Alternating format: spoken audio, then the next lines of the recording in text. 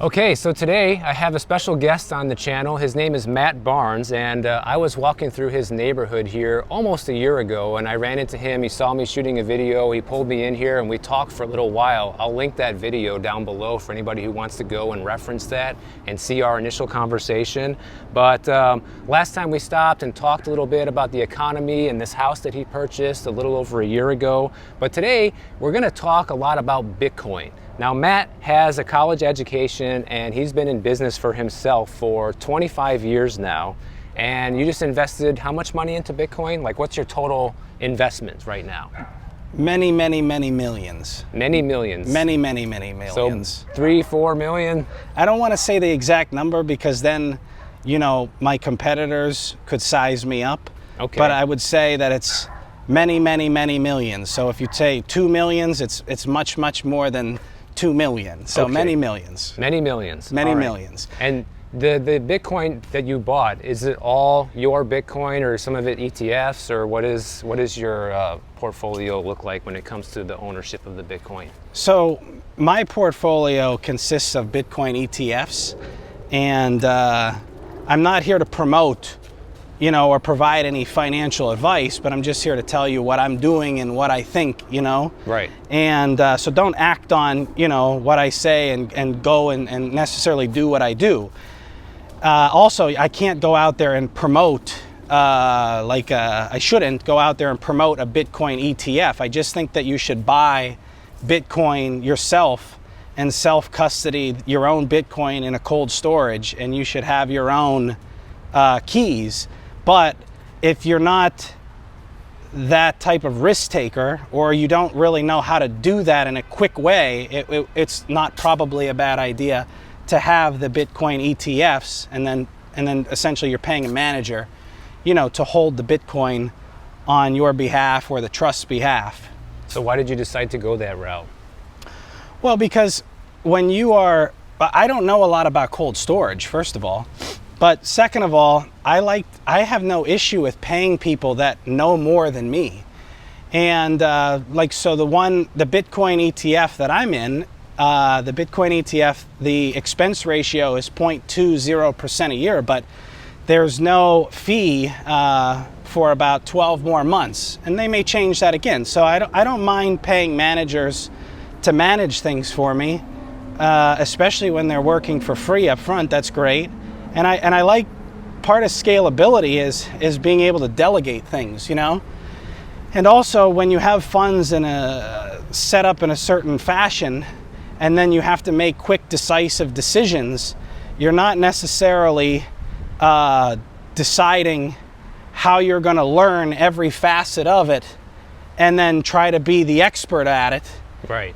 Before you move those funds. You have to act very decisively, and then you have to procure people that are more experts in the field than you are. So that would be the reason why I don't have it self-custodied myself. So the last time I saw you, Matt, we were talking in your backyard, and we actually mentioned Bitcoin, because when I was shooting that video, I was showing in that video I made back then how the price of real estate back then went down about 20% year over year if you priced it in gold.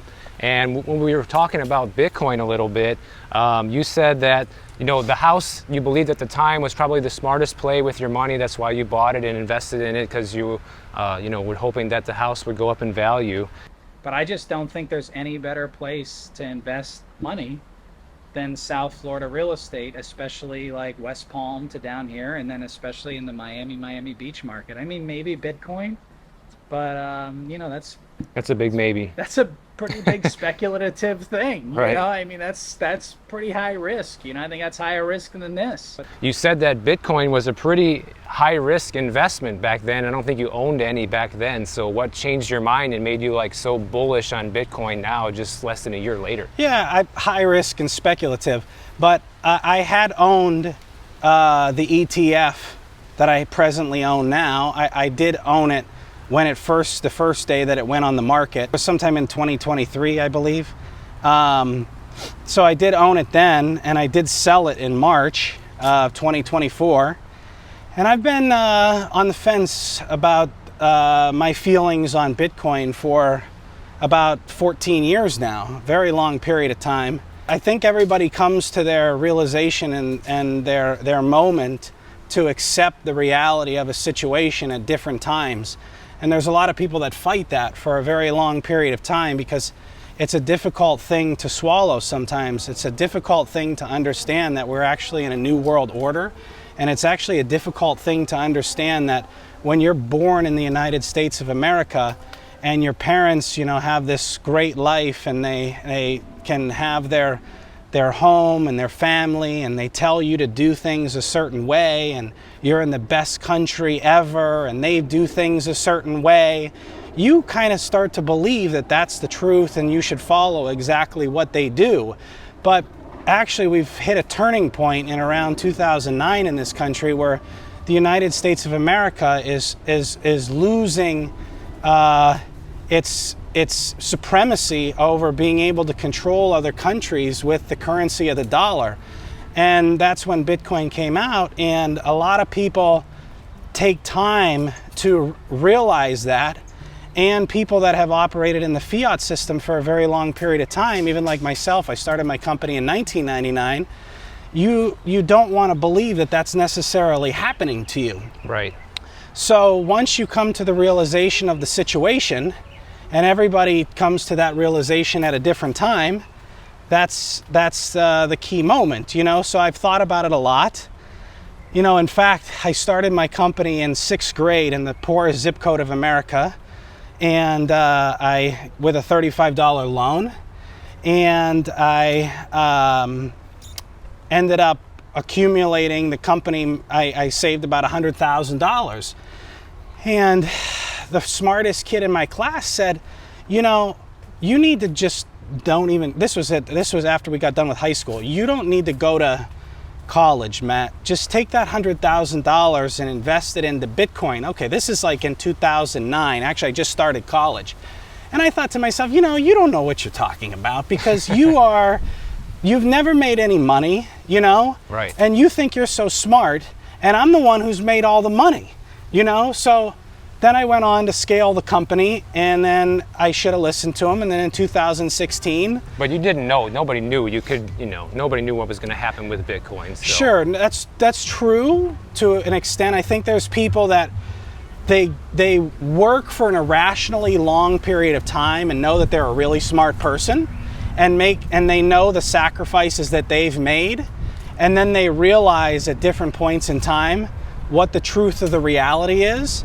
And I think that person and he is a very smart person. He's a very smart person, and he understood how the system worked better than me, even though I was getting the money.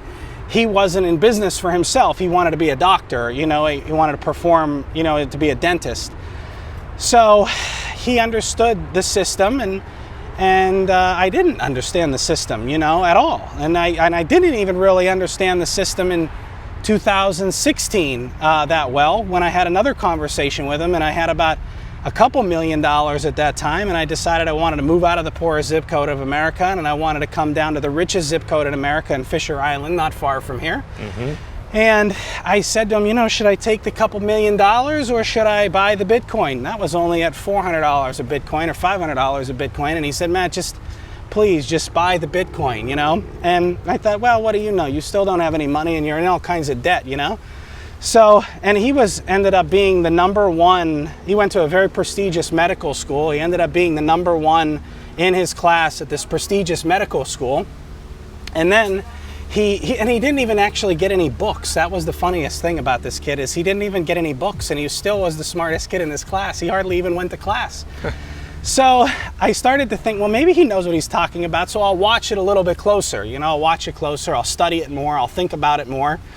And then, we had COVID, and Bitcoin got through COVID very well. We had Silicon Valley Bank blow up, and it got through that very well. And then, we had, huge inflation at 9% recognized in this country, in the Tampa, Florida housing market about 2 years ago. They had the highest inflation rate in the country. And I watched this thing the whole time and thought about it the whole entire time and was frustrated about it the whole entire time. And I've come to the realization that it's the truth of the matter. And then when the Fed started to say, hey, we're going to fight this inflation, and then it's transitory, and then we all found out it didn't end up being transitory. Yeah. Then we realized, well, when they pivoted in September and said, well, we're not going to raise rates anymore. We're going to cut the rates. And they didn't get down to their 2% target, and they're only at, they're roughly 3% target. Now you have to start to think to yourself very seriously about everything you believed in life and everything that I've thought about for these last 10 years, or these last, in fact, 15 years that my friends have been telling me to buy it literally since, 2011 or 2010 when they knew about it. And my friends are smart people. I went to a high school that Ted Weschler went to, and Ted Weschler is Warren Buffett's right-hand man. And we both had, Ted Weschler and me, even though he's a lot older than me, we both had the same math teacher. God love the lady, because she worked there her whole entire life from like the time she was in her 20s till she passed away, I think, when she was 80-something. So, these people were pretty smart people and telling me to do these things, and they're ahead of the curve. I just had too big of an ego to realize what was going on. And that's the problem now, too. We have a lot of people that have too large of an ego that have created this dynasty inside the United States of America that is actually now on the decline officially. And now people are really actually opening up their eyes to it, and it's been on the decline since 2009, and it's very apparent at this point. And they have too big of an ego to come to the realization that this is the problem, and they don't want to tell their kids this, and they're unwilling to accept it. Yeah, so I want to show and share some information with people watching this video to give an idea of just how much our dollar and the fiat currencies across the world has been losing value compared to things like Bitcoin and gold that's only been increasing in value with the tremendous amount of inflation that we've been seeing. So for example, if you take a look at this graphic here, you can see going back to 2016, you would need 664 Bitcoin to buy a house worth $288,000. And then the situation improves quite a bit in 2020. It only takes 45 Bitcoin to buy us that same home for $328,000. And then fast forward to 2024, it's only 6 Bitcoin to buy the $434,000 house. And guess what? It's the same exact situation with gold. Back in 2016, gold was $1,230 an ounce. It would have taken 234 ounces of gold to buy that house. In 2020, gold was $1,700 an ounce. It would have taken 193 ounces to buy that same house. And now fast forward to 2024, it would be $2,900 an ounce for gold and 149 ounces to buy that same house. So essentially, home prices have been coming down substantially since 2016 if you price it in Bitcoin and gold. And this is something that a lot of people really find hard to understand, mainly because people don't really save their money in gold and Bitcoin. That's not really a practical thing to do for most people. They get a paycheck, and whatever's left over, if anything's over, they'll stick it in the bank and sometimes don't even earn interest on it. People don't even put it in a high interest savings account. So this is the thing that Matt and I are talking about here on the channel, that it took you probably a while to realize that that's how things work now, right? And I want to ask you a second question with this. Before you answer that, why are you investing all of this money in Bitcoin and not some of it into gold and silver too? Because that is a time-tested investment, whereas Bitcoin is fairly new and has much more volatility and, could theoretically go to zero one day, whereas gold and silver, that's never going to happen.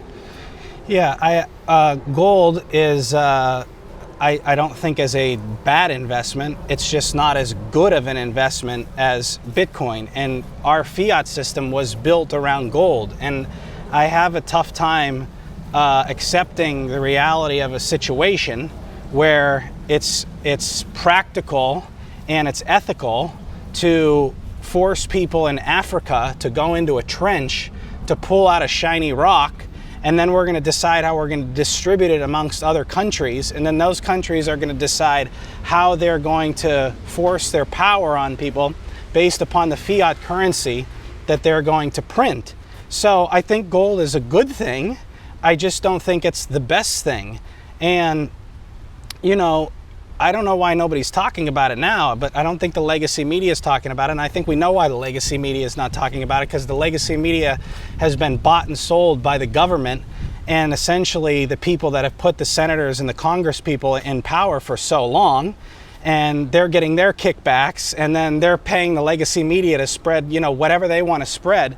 But the point of it is that the gold is, I don't know why nobody's talking about, I think it's the Bank of England right now. I'm pretty sure it's the Bank of England. They've defaulted on their payments for the gold. You know, that people are trying to get the gold now, right, and they can't get the gold. Well, you know why they can't get the gold was because they probably don't have the gold. They probably lent it out to somebody else. They gave it to somebody else, and the gold price is ripping up. Bitcoin is going to rip up higher than the gold price. It's going to have higher appreciation. And, you know, if they just make people wait 90 days or 120 days to get their gold back, then they can, you know, essentially make money during that time frame of not providing the people the gold. It's a thing that's not being discussed, that the people don't have the gold. And another thing too is with the gold, you know, there's counterparty risk, and with Bitcoin, I don't see the counterparty risk. And with gold, you know, you can essentially go to a lender, and the lender can lend you money on the gold, and then you think that the gold is actually at that bank, and that bank might have dumped it into the marketplace as soon as they gave you the loan, and they might have bought in Bitcoin, you know, with it, or they may have invested into the United States Treasury. But you could argue the same thing could be happening with the ETFs, just like we saw with, what was it called? The FTX debacle that happened. You know, they said they had all this Bitcoin. They said they were purchasing it on behalf of people, but they didn't. And a lot of people lost a lot of money. Right, but when you look at the ETF, you can actually look at it on chain.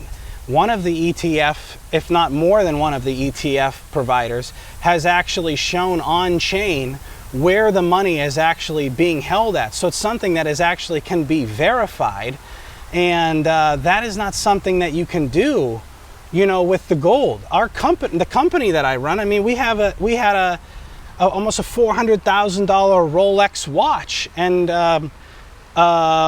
when Bitcoin was at 100, and then when it trended down to 91,000 a few weeks ago, we pulled a loan out against that watch that's made of gold and gems, and we bought Bitcoin with it.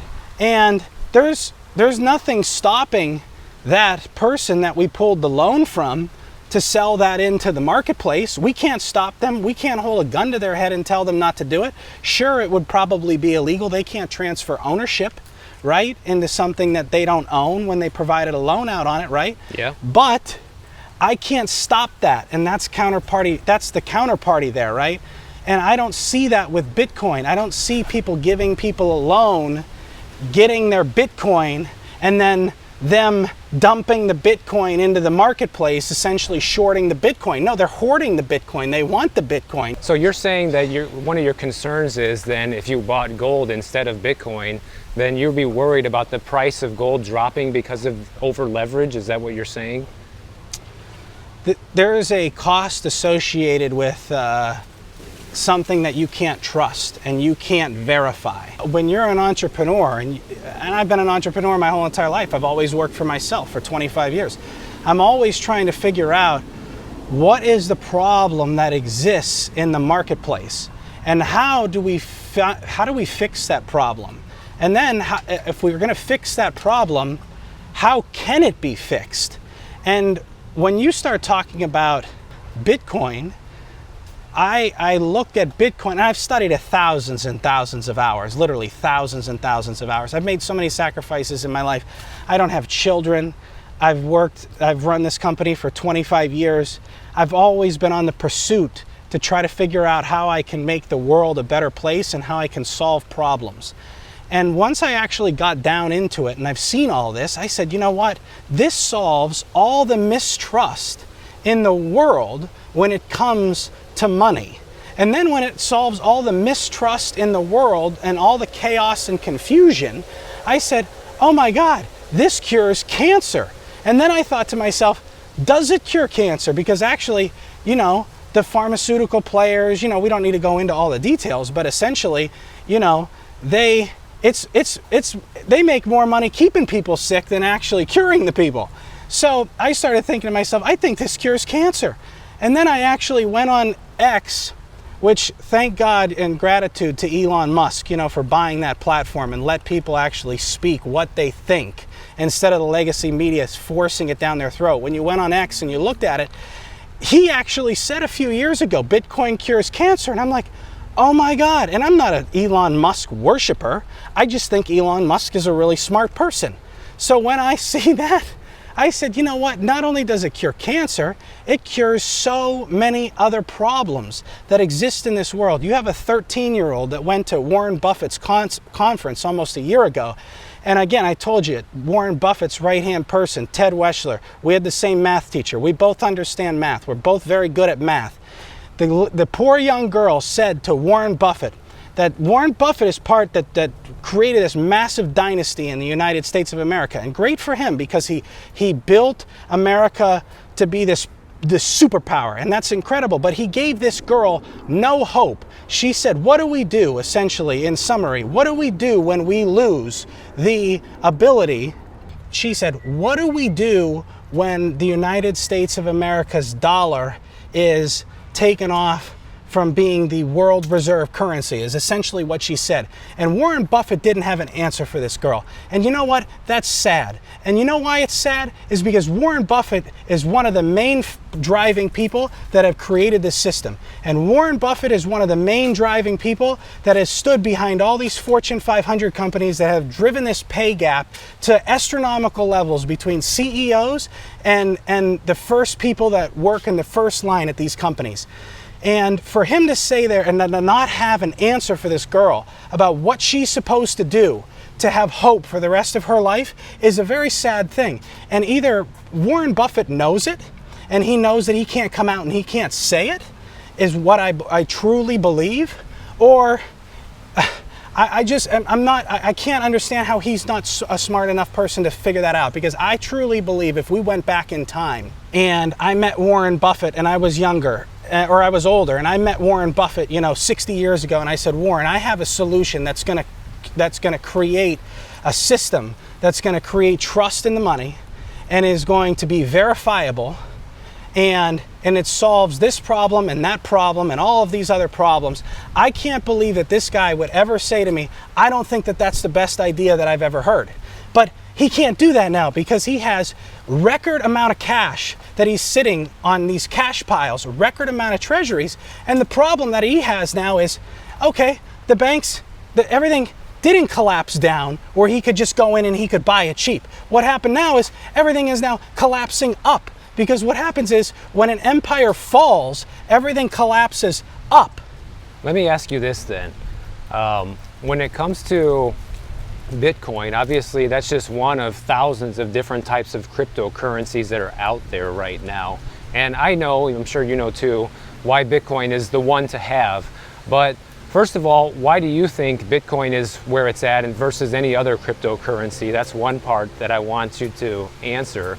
But also, for example, like the US government, they are looking at adopting Bitcoin in more ways than one. And I don't think it's going to become maybe our reserve currency. That's possible. Anything's possible. Trump seems to be very pro-crypto. But what's to stop the government from coming in and saying, okay, well, we're going to release, our US dollar coin, it's just like Bitcoin, and convince everybody that it's just like Bitcoin. But obviously the biggest difference is they can produce an infinite number of it, whereas Bitcoin will only ever have 21 million. How do you know that Bitcoin is going to be the one cryptocurrency that's going to make it in the end? Because all these other cryptocurrencies are basically worthless. if the government came out and they said, hey, we're going to make a central bank digital currency, which Trump, went on the record and said at least for the next 3 years or 4 years, he's going to have his executive order in place that's going to ban anything like that from happening inside the United States. Sure, sometime down the road, somebody could come and get elected and then change that again and then change it to have central bank digital currency again. But, I think the world has woken up. And I think that common sense has now been instilled into people. And I think that people have been through so much over the last few years, especially since COVID, that there is a much more educated population now, and they see what's actually taking place. And I think that now that people can more so get access to information easier, they're going to realize that even when the government wants to put that down their throat, maybe someday, or some other government or somebody wants to convince people of that, they're going to wake up and they're going to say, well, you know what, I don't think that that's a great idea because I don't want to go to work to get $1.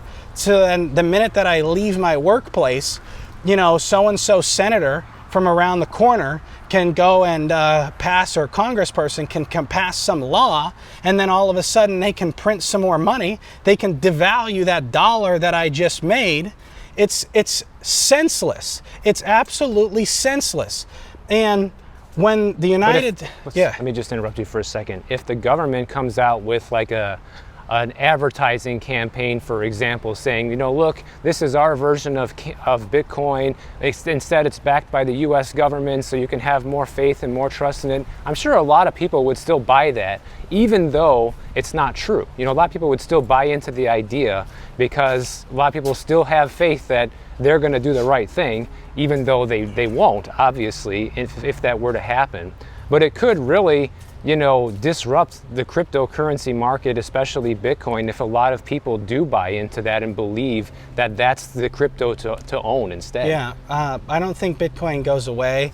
We're at about a $2 trillion market cap now. And I think what we're going to see is actually the world is going to go away from big government, and you're going to start to see people have more control and more freedom over their money. And I think what's going to happen is, instead of these people that are 20 and 25 and 30 years old in the United States of America, what's going to happen is America is not going to be built based upon taking on debt, buying a home, and then being forced to be in that home while the bankers make all kinds of money and pass all kinds of laws to make them pay for certain insurances and taxes at a certain time and all these things. So actually what's going to probably happen is the kids that are 15 to even the people that are 35 that are going to say, you know what, I want to buy a home someday. They're going to say, I want to buy a home. The people in Africa are going to say, I want to buy a home. And the people in Switzerland are going to say, I want to buy a home. And the people that are in Botswana are going to say, I want to buy a home. And then all of a sudden, these people are going to now have this economic empowerment through Bitcoin, where they can actually go over the next 20 years and they can, because they're going to start investing into Bitcoin now, especially mainstream, they're going to start catching on to it more, and they're going to start to invest into that, and then they're going to be able to live this prosperous life that they expected that they were going to be able to live, or that they want to live, in all different areas of the country or of the world, and not just in the United States of America. So people are extremely upset in the United States that got a degree, that are 25 years old. I saw a girl on TikTok, she's crying. I'm in so much debt. I can't afford anything. I can't do anything. Well, she's listening to an older generation, older population that's telling her to go in all kinds of debt. Right. Okay, that doesn't work anymore. Okay, that's not the system that we're in. And then they're gonna tell her, okay, go buy a house. Well, good luck. She can't even get out of the debt that she's in. They've put her in so much debt. So that brings me to the next point then. Like you just said, okay, good luck buying the house. Well, good luck buying the Bitcoin too, because it's so expensive. Sure, you can get in for only a few dollars and buy fractionals, you can buy Satoshis, you can buy the ETF. But if you do that, that's not going to put you in a position where you can really capitalize on the future of it so much as anybody who already bought it before the price has really gone up. Well, in my eyes, as long as you're paying property tax in the United States of America to own a home, okay, you de facto don't own that home. That's right. And you de facto are leasing it from the government. Yes. Okay, first of all. So second of all, so I don't even know why anybody would really want to own a home anymore right now at this point, where Bitcoin's at and where the home prices are at. It just doesn't even make any sense. And DeSantis said, you know, I think on Thursday, he wants to lead the charge in Florida to get rid of property taxes. Now, that's going to be a great start to try to help America again, you know, because people then will actually want to invest in America rather than actually take their capital and go to another place where you don't have to pay any property taxes and they can actually own their home, or they feel as though it's easier to have home ownership. But I guess the point is, you know, how can she own a home? Well, the problem is she needs to change her mindset and realize she shouldn't want to own a home, okay? Because actually, the people that have owned homes in about the last 20 years, actually probably since home ownership, just about are slaves to the bankers, okay? So I don't even understand why you'd want to own a home compared to owning Bitcoin. Now, you had to own a home before 2009 because you couldn't be the bank. Now, since 2009 happened and it all collapsed and all the bankers made the money, which just a few small portion of them made the money, then Bitcoin came. Now everybody can be the banker. Now everybody's the bank. So now that everybody's the bank and you have access to be the owner of the bank via owning the Bitcoin, you don't want to own the house anymore. And you know, and this is a reason why this house that we just went through here, I have not been getting more and more expensive homes since COVID. Actually, when COVID happened, we got an expensive home in Tampa, Florida, and it ended up being the hottest housing market that year. And then we sold it. And then we got another a little bit more expensive home. And then we flipped it and we sold it. And then we came back here, and this one is actually less expensive than the previous two because we don't want to own a home. We want to own Bitcoin.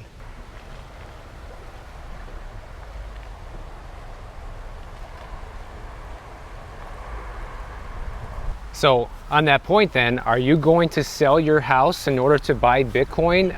One thing that we talked about when I saw you the last time is you mentioned that, you know, I can't live in gold, Michael. I can't live in Bitcoin. I can live in this house, which has tangible value. You know, everybody's always going to want or need that house indefinitely into the future. People need a place to live. So that is a huge advantage that real estate has that other assets don't. But are you changing your mind now? Interesting thing is, in this video, before I ran into you here, I was talking about how when you price real estate in gold, okay, based on what it was 2 years ago, the height of the market in 2022, compared to what it is today, it's actually gone down 20% in value when you price real estate in gold. Yeah. But because you're buying real estate in dollars, you're trying to protect every dollar because you're not buying the house in gold. Yeah, shit, it doesn't matter if the house goes to $1. Right. Or it doesn't matter. You still have the underlying asset of the house, you So know? it's And that- you can't live in gold either. Right. You can't live in silver. You can't live in a mutual fund. You can't live in a bond. You buy Bitcoin. You can't live in Bitcoin either. I think that part of being a successful entrepreneur and a successful business person requires you to be able to pivot and understand new ideas and have an open mind about things and quickly adapt to certain circumstances, right? So my thinking, yes, has changed, but we don't want to. Before we were saying, hey, you know what? We'll sell this house. You know, we could flip it. I knew I had a lot of dry powder. We had it in fixed income. We were actually essentially betting against Bitcoin. You know, when you're in fixed income and you have powder in fixed income and you're betting against the Bitcoin. And, you know, so now you look at it a little closer, you see these situations and you see September come. This was before September when we talked. We didn't know when the Fed was going to have to pivot. It's actually May last year. May. Yeah. We didn't know when the Fed was going to have to pivot. The Fed pivots when they absolutely, if they don't get the inflation rate to where they expect to get the inflation rate to, okay, and they pivot, that means they lost the game. Okay, because if they want to get the inflation rate to 2% and they pivot, that means they're stimulating the economy.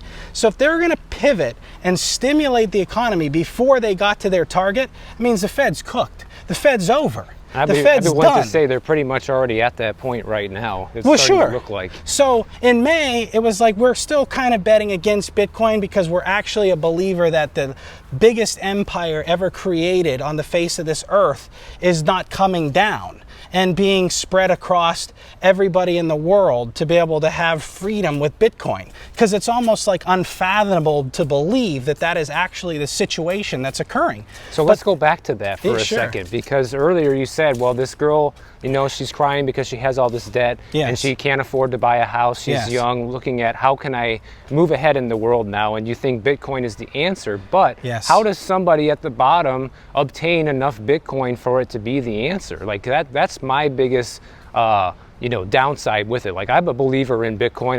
I own Bitcoin. I think it has a future. However, you know, what does the average person do that is buried in debt to obtain enough Bitcoin to have it be worth anything substantial one day? Let's look at it as in a worldwide sense, rather than the person in America that is loaded down with debt that's 25.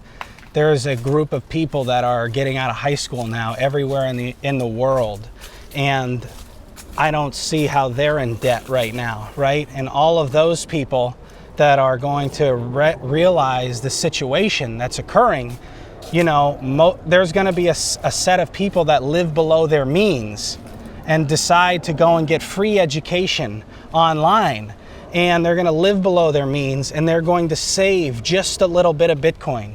And when they live below their means and they save just a little bit of Bitcoin and they get free education online, which all these things were not accessible to people easily, you know, 15 years ago, those people are going to benefit tremendously from it. And unfortunately, I don't have an easy answer for the people that are 25 years old that just got out of college that are in record debt, other than you're going to have to try to figure out how to fight. You're going to have to try to figure out how to fight the people that put you in the debt. You know, maybe you file a small claims lawsuit against them, and then you allege that, you know, they defrauded you, and then you can try to get them to wipe the debt off, you know, and then you start saving some Bitcoin. I wouldn't even, truthfully, if I was in all that debt, I don't think, and this is going to upset a lot of people, you know, somebody's going to probably attack me for this, but I can't imagine how I don't think I would ever pay the lender. I don't know why I would pay these people that put me in all this debt and have been manipulating the system for so long, and they've been just printing this money out of thin air and just deciding how they want to do it, and let's funnel it to Haiti and then bring it back here and we'll take a cut of it here and there. It's crazy, and you're killing these kids. And when you kill the kids are going to say, well, you know what, I'm just not going to pay you. And then the kids are going to say, the smart ones are probably going to say, I'm not going to pay you, and then they're going to start saving Bitcoin. Well, maybe, you know? if they do that, though, then maybe the government will find a way to repossess that Bitcoin, since they're not paying their government student loans. So let's not get into that tangent. Sure. You know? And on that point, though, I'm not saying don't pay necessarily government. I'm thinking there's some people that also have private. Yeah. They got private lending. You But know, most of it is government. Okay, and fair enough. And I think the government may. I think that there's a very high probability that the government will actually demonetize gold. And when they demonetize gold, when the government demonetizes gold, they'll probably actually buy Bitcoin. And then... You actually think that the U.S. government's going to basically sell their gold for Bitcoin? I don't see that happening. Yeah, I think that happens at some point, and the sooner that it happens, the better off the United States of America is actually going to be as a country. And I think the actual winner in this entire game, if a government wants to stay and have power, if a state wants to stay in power, if the officials at the state or the officials at the government want to have power over the people, then they're going to need to figure out a way to be able to get those resources, right? And to be able to get that energy back out of something, right? And that was out of fiat currency. They need to get that out of Bitcoin. So they're going to have to figure out how to get the Bitcoin so they can maintain this power over the people, which is what they want to do. I'm not saying that that's a good thing. I think small government is actually the answer, but they're going to do that. And that's why actually probably what happens is the government that prints their fiat currency first and demonetizes their current system and buys Bitcoin will actually be the system that will be the most, I guess, powerful for the people that need to utilize that system down the road in the future. Because I think government will become more of a government as a service rather than maybe as a government of control. It'll be more of an opt-in type of situation where you need to opt in, and then this entity can provide service to you. So do you think that, or is that the reason, I guess, that you have bet so hugely on Bitcoin, is because you think it's going to replace gold? You think it's going to essentially be the new reserve currency of the world at some point? Yeah, absolutely. It's I believe that the Bitcoin is the store of value at worst case, and at best case, it totally radicalizes or changes the world and allows people to make peer-to-peer payments to one another without there being a third party that tells you yes or no you could make that payment. And so yeah, I think it does. And you know, you could get robbed. If you have gold, somebody could, you know, hold a gun to your head and say, give me your gold. And then you're gonna give them the gold or you're gonna die, you know?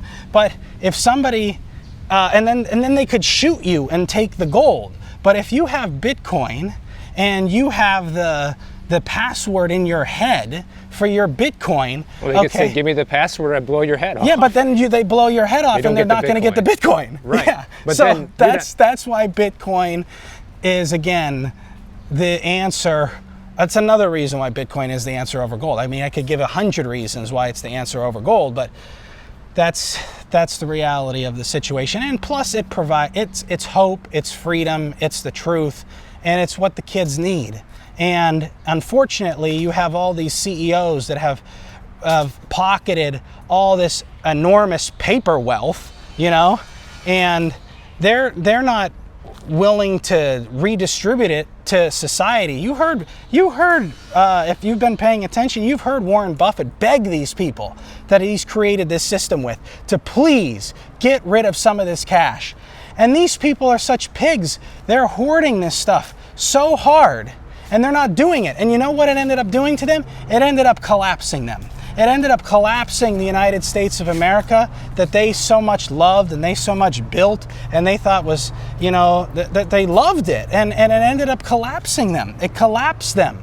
And with the Bitcoin, you're going to start to see people be rewarded based upon being productive and actually these cash piles that these companies have, they're going to start to get drained by Bitcoin, because these people, a lot of these people that run these Fortune 500 companies, the ones like the big 7 or so, you know, truth be told, they don't care about having, you know, a knockout year. What they want to do is they want to hit just a certain amount that they got to hit, and then what they do is they get paid, they get their bonus, they keep that cash, and the system keeps rolling, you know? So they're not in any... So, but what's going to happen now is now the game's totally changed, and now the Bitcoin is going to actually drain the trillions of dollars out of all of these CEOs' bankrolls that they've had, you know, stashed up in their companies that they run. And it's going to forcibly drain all the power out of those people's companies that these people, you know, actually held on to and drove this record gap between just people that are regular people trying to work for them and them, this pay gap. It's gonna destroy those companies over time. And it might not be something that you see happen in 6 months. It's probably something that you're gonna see happen over a 20-year period of time. But that's what happens. A dynasty doesn't get built in 60 days or a year, and a dynasty doesn't just go from being the most powerful to having no power in a short amount of time. So with all that being said, Matt, where do you see the future of Bitcoin, say in like 5 years from now? Like right now we're sitting at like what, 95, 96,000 a Bitcoin. Where do you think it's going to be in 5 years? I think that it's going to create more value in a year for the people that own it today. It's going to create more value for the people in 2 years that own it today. And the longer that it goes on, and the more time, if you're asking for a 5-year time frame or a 10-year time frame, there's going to be more value for the people the longer we stretch it out. The money, how much it's going to be, is really actually irrelevant to me. Because it's priced in fiat. Yeah, exactly. So it really doesn't matter. There's 21 million Bitcoins. There's only so many Bitcoins. And I think that we see in our lifetime where somebody doesn't give a damn what the price of something is in the USD. They care about what the price of it is in Bitcoin. I had a property, an investment property, my last one, my smallest one, I just sold it a couple weeks ago. I had a syndicator call me. The syndicator in New York City, they target 15 to 17.5% annual returns. Right, so then they get their fee, but they package this thing up and then they sell it to the general public and then they put it in a REIT, right? So they call me and they say, hey, we'd like to buy this thing at a 13 cap, and I said, I'll sell it to you at a 13 cap, and Bitcoin was about 10% off its high, but I said, you got to close this thing in 3 days. There's no contingencies, there's no inspections, you give me the money in 3 days. Oh no, Matt, I want to get you the money in 30 days. No, I don't care. You want the property, you want to package it up, you want to give it to these people that aren't paying any attention, you can do whatever you want, but you get me the money within 3 days, the amount of time that the Fed will actually clear that money through the system and get it from one bank to the other bank, because I'm going to put it in Bitcoin. So, and people are going to wake up to that, and I don't think it's going to be too long. And there's going to be billionaires that are going to be looking at it and they're going to say, you know what, I actually have to adapt to this thing, and I actually have to do this thing. And then one's going to go, and then the next one's going to go, and the next one's going to go, and it's just a matter of, just takes time. So the question is how high is it going to be? Well, I don't know. I'm going to still, if I have, if somebody has 30 Bitcoin, well, they're still going to have 30 Bitcoin in 10 years, but that 30 Bitcoin is just going to buy a lot more than what it buys right now. Right. So I to me it's irrelevant. I'm sorry, when we've been walking, I'm sorry to listeners, I haven't been, looking straight at the camera. And it's not because, it's hard for me to believe in something or tell it to you straight or look it to you straight. It's because I have to think so hard about things to try to just get my thought process across, It's all right. No, I just want to point that out, because some people say, if you don't look at somebody straight in the eyes, you're not telling them the truth. And it's like, no, when you're in such deep thought process about something, you're just thinking so hard. You're just all over the place, So I want to point that out. And I will say this, I live very close to Michael Saylor. He's a very big proponent of Bitcoin. And after I made the change, and I've listened to a lot of things that he said and some of his friends and taken it with a grain of salt, but looked at the great things that he's doing as far as he has free online education for people, across the whole world. You can get it in. And for a while I thought, this is a scam. This Bitcoin thing is a scam. And then I start looking into these people that are behind it. And these people are actually good people with good intentions to give people free education across the whole world. This guy's a genius. He went to MIT. He's a genius. And he's giving people free education. And I think to myself, I went to his house, and he's a couple blocks away, and I knocked on his gate, and I said, I actually spoke to his assistant, and I said, I want you to tell Michael that I appreciate everything that he's done. I appreciate the time that he spent to give people the education that they could get online for free. I appreciate him a lot, because once you actually come to that realization and you realize what the hell is going on, and then you take yourself out of that matrix and out of that system, you literally are set free. And I really appreciate that from that person. And we have to give props to Michael here too, because the other Michael, not Michael Saylor, because, Michael is in search for the truth all the time. Michael is not on his channel definitely trying to promote, he's not selling himself out. You don't hear him saying, yeah, check out down here, my sponsors, or I want to sell you this class, I want to sell you that class, I want to sell you this, that. I do have sponsors, but they're pretty intermittent. Okay, fair, but it's not like you're not out there trying to sell everything under the sun, from pianos to Bibles to merchandise. No, you're in search of the truth, because I really believe, and this is why I knew about you, because I like your stuff and none of this is pre-scripted. I had no idea what he was going to ask me, the questions he was going to ask me. I never told him I was going to say this, but I knew about Michael because I liked following Michael's stuff, because I felt as though Michael was in search for the truth. And I felt as though Michael was in search for you know, what the hell is happening to me? You know, this is, and everybody else. Like, Yeah. why is this happening to everybody in the United States of America? What is going on right now? You know, and I'm just in search, and he's just in search for the truth. You know, so we have to give props to Michael for letting, you know, for spreading the truth, or at least going after the truth. We have to give props to Michael for allowing him to have my time, you know, to tell you what I think about the situation, even though it goes against legacy media and, you know, people that are 50, 60 years old that have, you know, all kinds of apartment buildings that they've depreciated down to almost zero and never paid any tax on, and they have all their employees working in it, and Bitcoin is the worst thing in the world for them. Almost, it's like their enemy, right? But Michael's in search of the truth, and this is the truth. This is the reality of the situation.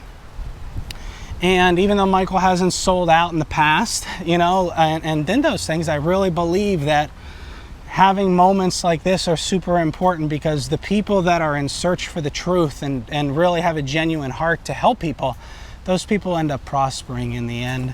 And I think that this channel here is on the cusp of just amazing things. And when I saw him outside my house, I thought to myself, well, I know a lot of things that a lot of common people don't know. And I'm in a fortunate place where I don't have any employees anymore. And I've never given a donation to any political person in my whole entire life. And I've always tried to be productive. And I've also owned a company that has provided transportation for many of the most powerful people in the world, to the Clintons, to Pete Buttigieg, to Trump's transition team, to rock stars and celebrities. And when you're on the forefront of moving these people around, you tend to, you know, have a little bit more insight than the average person. You tend to understand where they're going. You overhear certain conversations that they're having. But I'm at the point where I'm not bought and sold by anybody. I don't have any employees. And, you know, and it's time to just tell people what the truth is. You know, so I like that Michael's given me this opportunity. I appreciate that, Michael. I just wanted to tell you that. I really appreciate that. Yeah, you're I welcome. appreciate everything that you've done to the people. Michael's even said to me, you know, I told him that I wanted to talk about this, Michael said, you know, he was skeptical about it. He was concerned about it. He was a little scared about it, because Michael doesn't want the average person to, you know, do something irrationally and lose all their money. Exactly. And that's a genuine person that says that. You know, this is not a person that's trying to pump an alternative, a cryptocurrency other than Bitcoin, to rug people to then go and put the money in Bitcoin, which is what a lot of these other currencies, you know, these other currencies are besides Bitcoin, a fair majority of them. And, you know, it's a great thing, and you have to be careful. If you're an average person, I don't want you to go out, I don't want you to act on any of this as financial advice, but I don't want to see people go out and put a lot of money in Bitcoin and think that they're going to get rich overnight. That's not the case. And I don't want them to not understand the inherent risks of it, which the inherent risks are, you can buy it today and it could be down 30% tomorrow, 40% tomorrow. Right. But as this thing becomes people adapt to this thing, the volatility is going to shrink. The volatility, you know, was much, there's higher and higher volatility in something the earlier on that it is. And then the volatility shrinks over time. And we're now at a point where very serious people, nation states, family offices, billionaires, they actually have to recognize to this, and they're buying it already. The legacy media is just not reporting it. Go on X and just type in Bitcoin, and you can just see for yourself actually what's happening and what's going on, because the legacy media that's getting all the fiat money, you know, through all these schemes, are not going to tell you how to obtain freedom. Okay, that's the last thing that they're going to do, is try to explain to you about Bitcoin. So go and find it for yourself and go read it for yourself.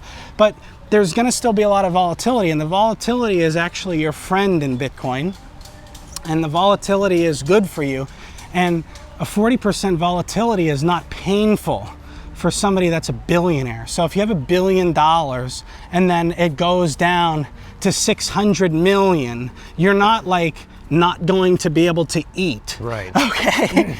So this volatility is actually good.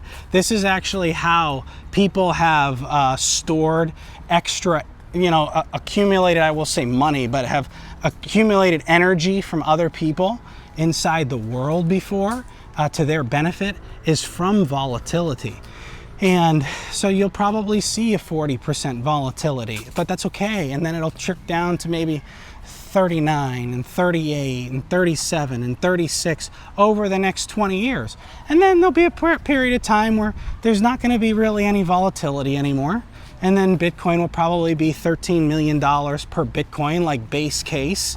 And then at that point in time, it's going to buy you so much more than it can now. It's going to allow those people that own it now to empower people to give it to other entrepreneurs, to let them go and do fascinating things.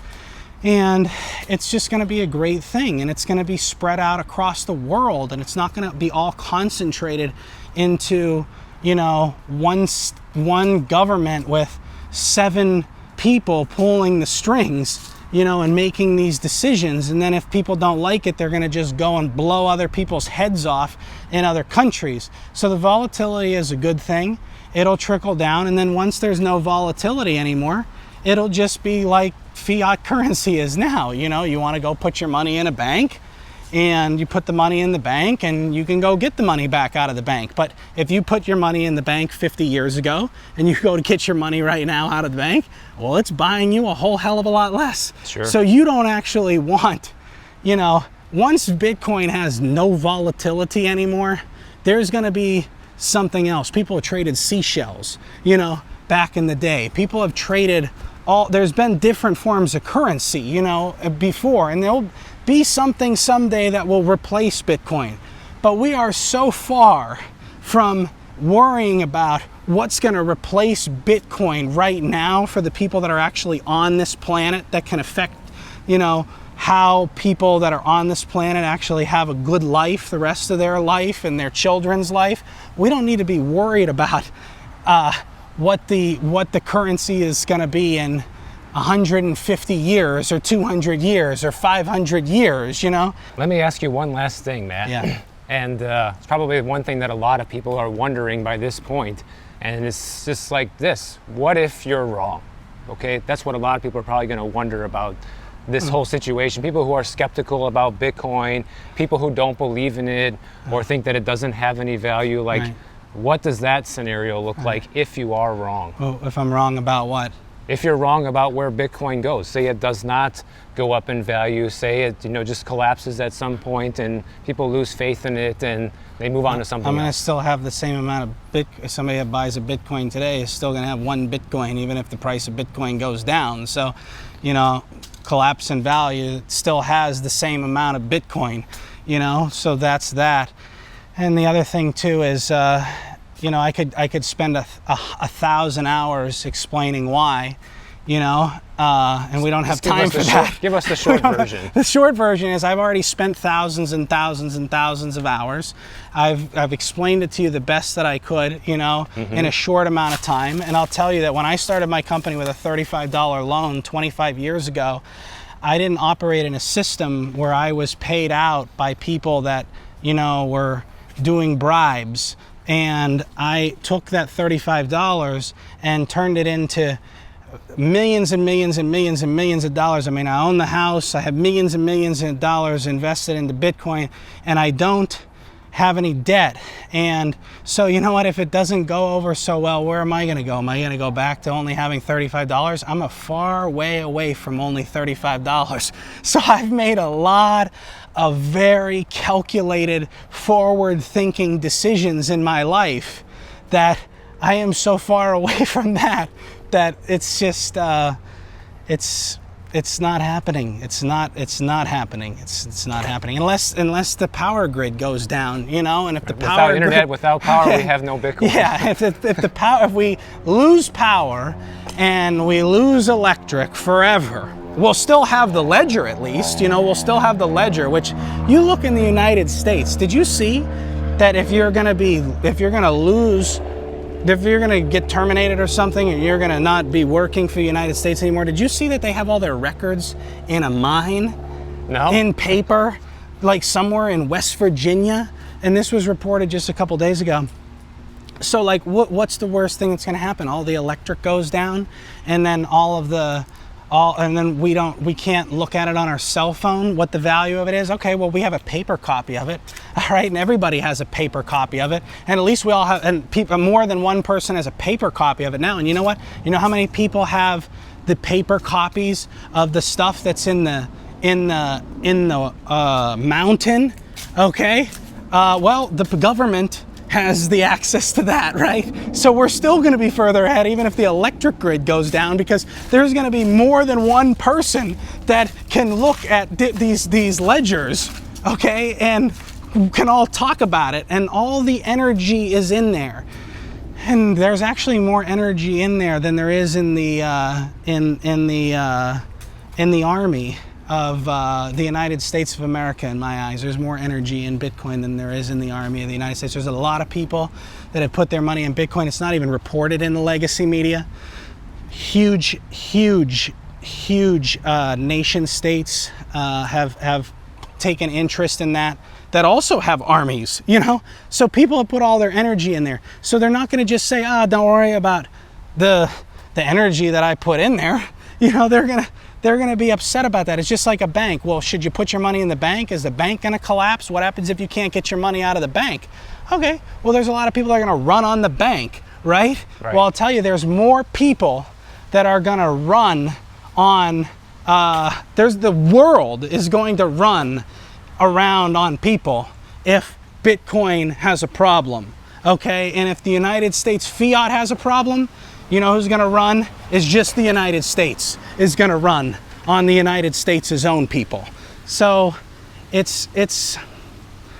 solves all the mistrust in the world, and you can't even put a number on that.